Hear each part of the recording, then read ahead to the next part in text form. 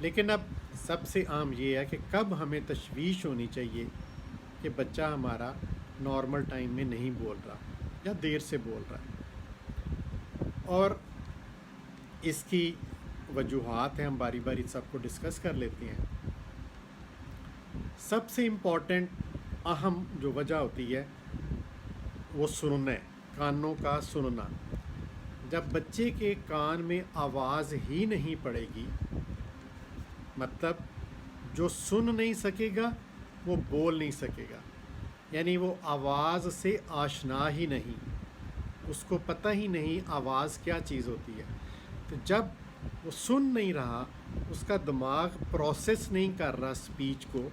تو وہ بولے گا نہیں۔ تو یہ ایک تو ہمیں فوراً پتہ چل جاتا ہے، جیسے بچے کو آواز دی تو فوراً اس نے توجہ آپ کی طرف کی، یا کوئی چیز گری تو ایک دم وہ اس کی طرف متوجہ ہوا۔ لیکن پھر بھی آپ ضروری میں سمجھتا ہوں کہ آپ کسی ENT اسپیشلسٹ کو دکھا لیجئے، تاکہ وہ اس کی پراپر آڈیو میٹری کر کے کانوں کی ڈفرینٹ ویو لینتھ کے اوپر آڈیو ویو لینتھ کو جج کر لے کہ بچہ واقعی اس آڈیو کو نہیں سن رہا، تشخیص ہو سکے۔ تو یہ ایک بہتر طریقہ علاج ہے، تاکہ اس کا وقت کے اوپر علاج کیا جا سکے، اور جب وہ سننا شروع ہو جائے گا تو پھر وہ بولنا بھی شروع ہو جائے گا۔ تو یہ ایک تو سب سے عام وجہ یہ ہے